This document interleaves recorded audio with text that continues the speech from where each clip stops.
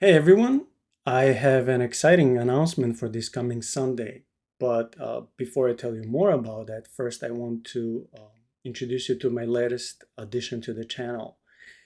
This is Geralt of Rivia. He's a fictional hero, a character made by a Eastern European fantasy novel author. And because the books were such a big success, a Netflix show was made after the same book series, and it's still going on, but also video games. And I can recommend, the books and the games and the Netflix show. But why is Geralt important? Why did they even bother, buying the figure, and why is he so important for the channel? Well, even though Geralt is the Witcher, so he is a being with special powers, but he's fighting. He has some spiritual powers, but he also is fighting against the powers of darkness. Now I know some of you who are very dedicated in your walk with God, and I commend you. I salute you.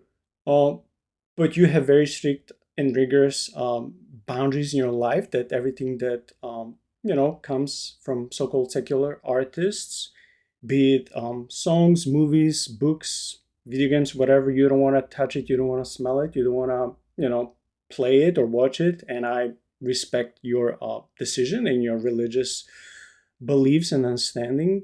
My belief is not quite the same. Since well, even in the Old Testament, God allowed the Jews to take gold from Egypt and use it for the furniture in the coming tabernacle. And of course, the gold had to be purged, purified, and out of the new um, gold, the items were made and dedicated to the Lord in the tabernacle. But also, we see when the first temple was made, and but also when the second temple was made as well.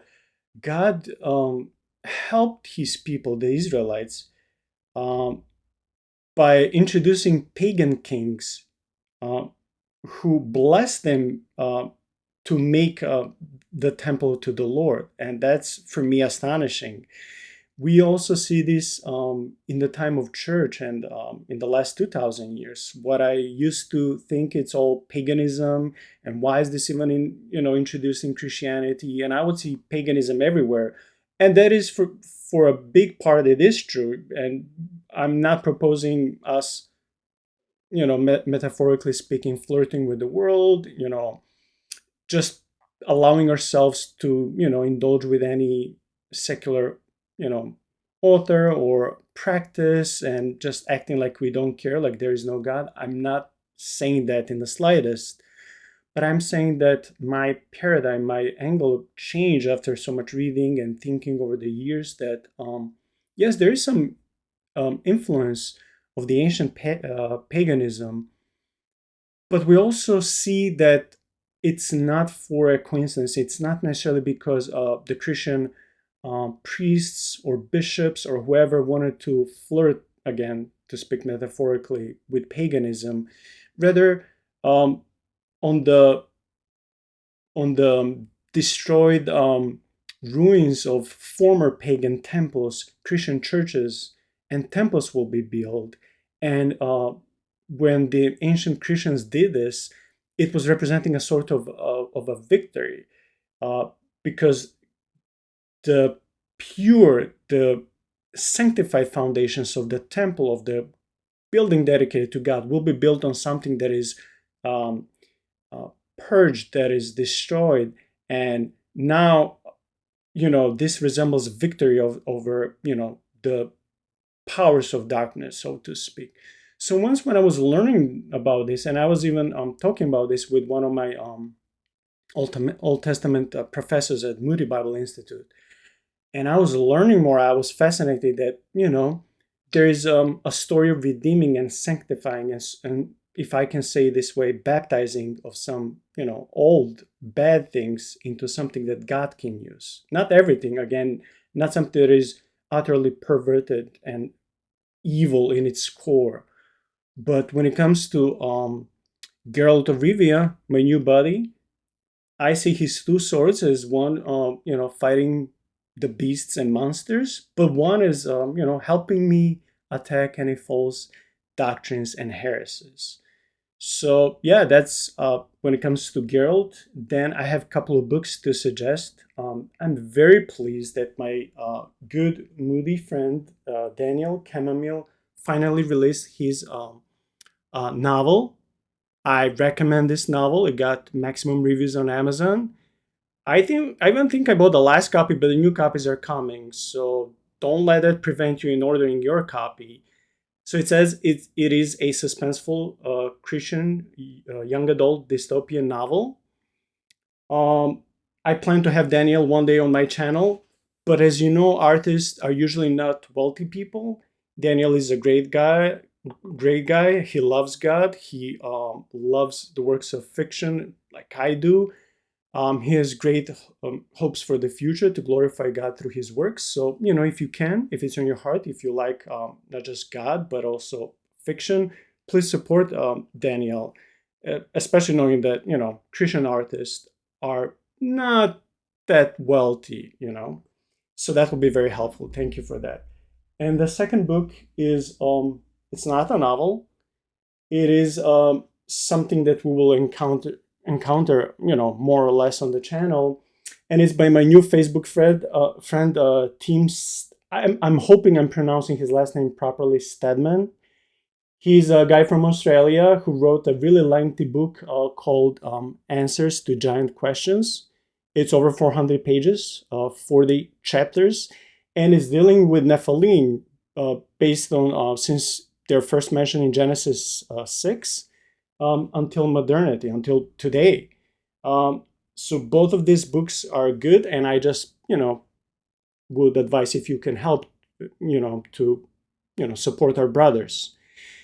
And lastly, when it comes to the Sunday announcement, which I mentioned at the beginning of this episode, I have a very exciting topic, and I want to